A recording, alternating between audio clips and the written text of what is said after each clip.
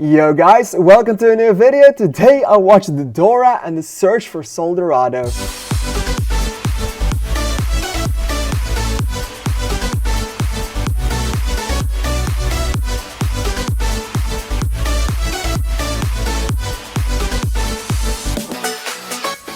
Alright, so Dora and the Search for Dorado serves as some kind of sequel to Dora and the Lost City of Gold, a movie starring Isabella Merced as Dora the Explorer that came out in 2019 and actually was really kind of a bop. It was really good. It wasn't the best movie, it wasn't anything new, but you saw that they tried to make it as funny as possible, and they managed to do that because you could see the creators were not taking it any seriously, and that's the best way to portray a movie like this.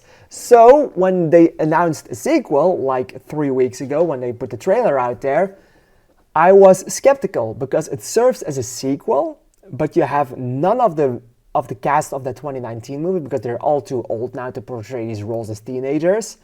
And I get that you wanted to tie it into that, but also why? Like, if you had never said that this movie was connected to that other movie, and this one would have stood completely on its own, it would have been a little better, just a little, just quite a bit. But because it serves as a sequel, you continuously miss the original characters and the original portrayals of these characters because they were absolutely great. Isabella Merced killed it as Dora the Explorer. The girl playing it in this one,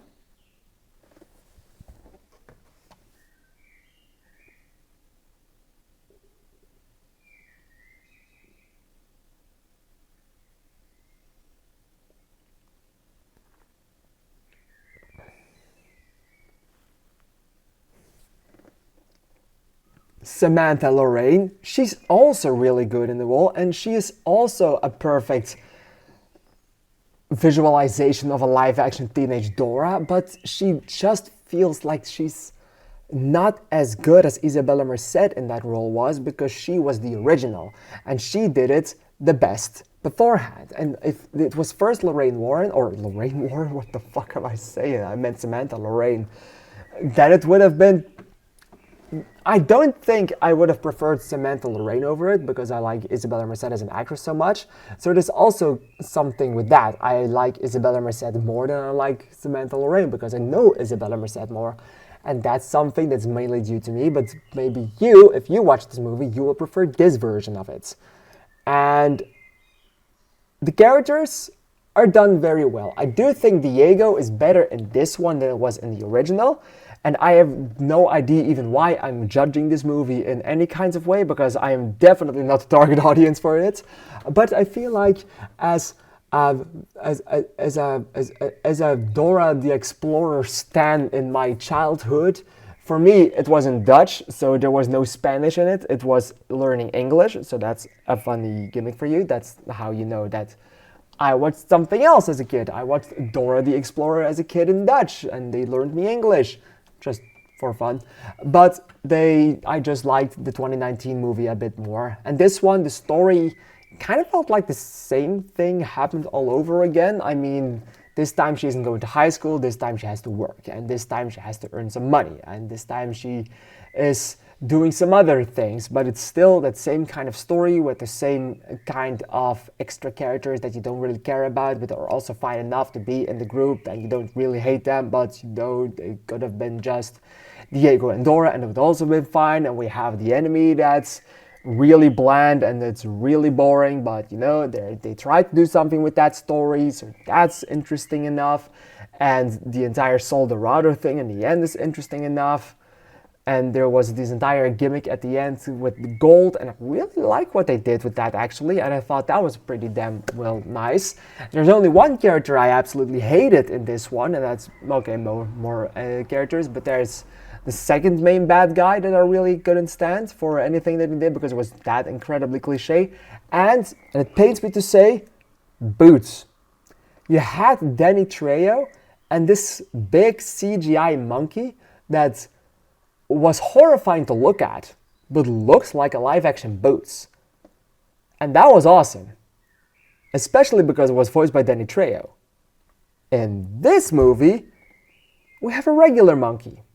Not even the same colors as Boots.